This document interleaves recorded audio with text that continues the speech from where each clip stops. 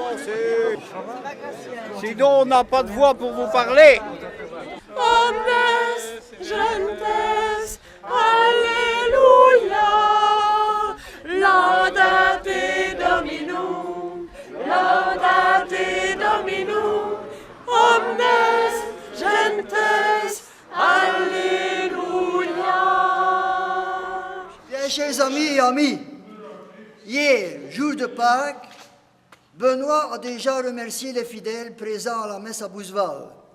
Je désire aussi le faire. Pâques est une fête solennelle, fête de partage et d'offrande. C'est aussi le retour des cloches. La nôtre, le Père André l'a bénie pour une seconde fois. Elle est dédiée à la Vierge et se nomme Marie-Anne. Elle donne le si et pèse plus de 45 kilos. Nous l'avons reçue du monastère de Berlaymont.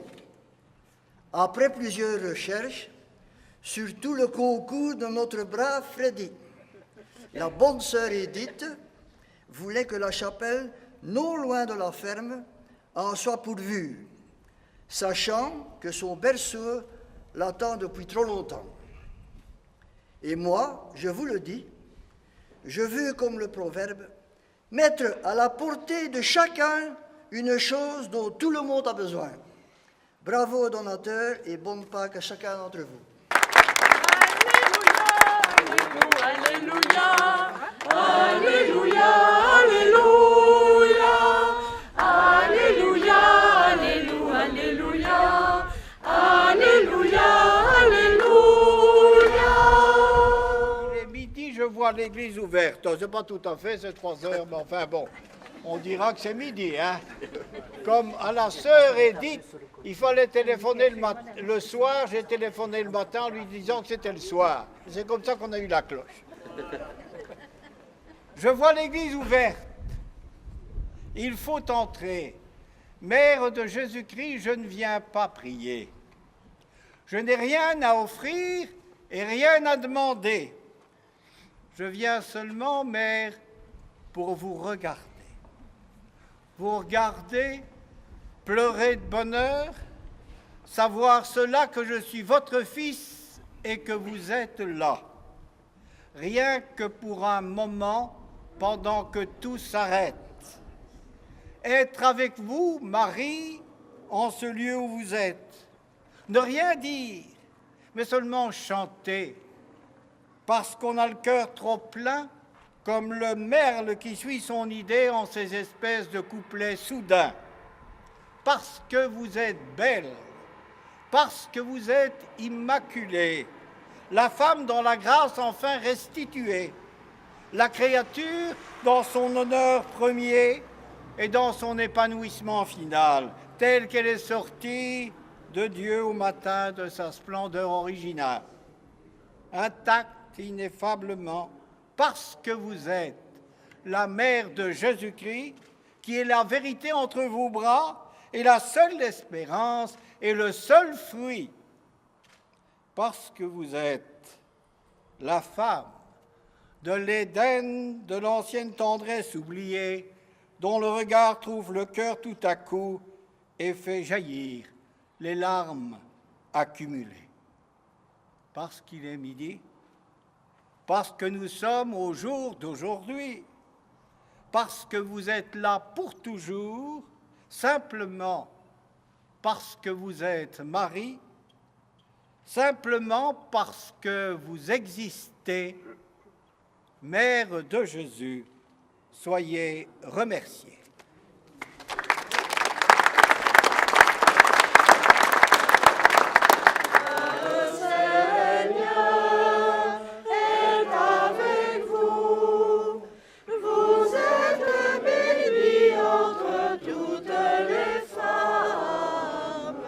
Des cloches, des œufs et des coquilles.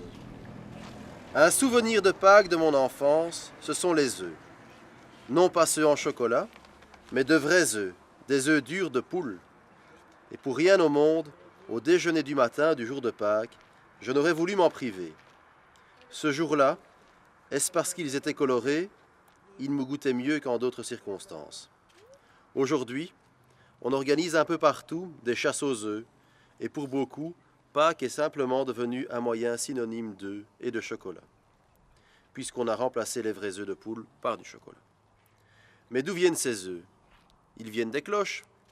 Selon la tradition, et cette année encore, les cloches de l'église, et les nôtres de Bouzeval, Livine et Caroline, sont revenus avec une petite copine en passant, s'arrêteront de sonner du jeudi saint au soir jusqu'à la nuit de Pâques, où elles retentiront à nouveau pour annoncer la bonne nouvelle de la résurrection du Christ. On pourra alors raconter aux enfants que les cloches étaient parties à Rome et qu'à leur retour, elles ont semé des œufs partout où elles passaient. Ainsi, les cloches font partie de la fête de Pâques. Sonnant à toute volée lors d'une fête, Pâques, baptême, elles sont une invitation à se réjouir, une invitation à la fête. Quelles que soient les circonstances où elles sonnent, elles sont toujours un appel, celui de porter notre regard vers un au-delà de nous-mêmes. Ainsi, de manière très simple, elles nous disent la bonne nouvelle de Pâques: ne te renferme pas sur toi-même, ne fais pas de ta vie un tombeau, mais ouvre-toi, ouvre tes oreilles, ouvre ton cœur, pour passer. Pâques veut dire passage. Et pour évoquer ce passage, y a-t-il une plus belle image que l'œuf, ou plutôt que l'oisillon qui sort de l'œuf? L'œuf, associé au printemps, est un symbole de la vie, de renouveau, de renaissance, après un temps d'incubation. C'est bien ce qui se passe avec le Christ. Sa résurrection, après un court séjour au tombeau, est le triomphe de la vie sur la mort.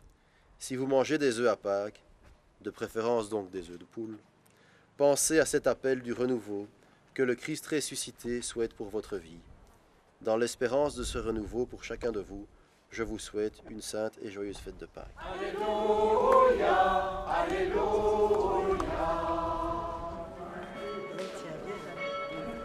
Partagez.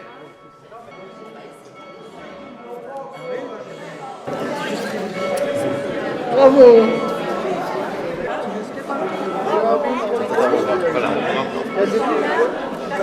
Ah, c'est super.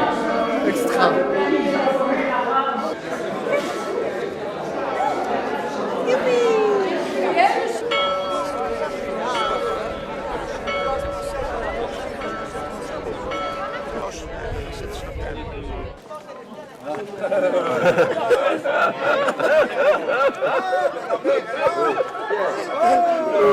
Tout ça a beaucoup bougé hein, entre 49 et maintenant. Voilà, vous le prenez ici. Et alors vous prenez celui de Paul Brûlant. Allez, santé. Santé, hein. Valmy, tu n'as plus de verre? J'en ai pas eu. Attends. Venez, on ne sait pas très bien qui est ici, c'est très gênant. Mais moi je bouge comme si la caméra n'était pas là. Ça va dans notre petit coup de vieux aussi. Heureusement qu'il y avait un petit siège. Oui.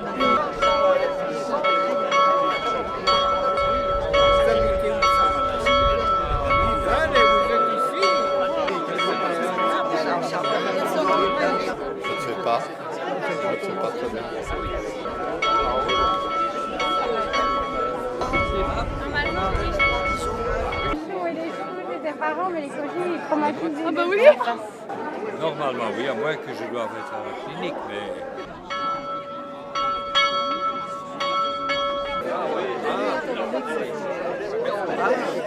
Deux pièces d'or. Médoc. Oui, On va partir. Non, mais c'est à 11.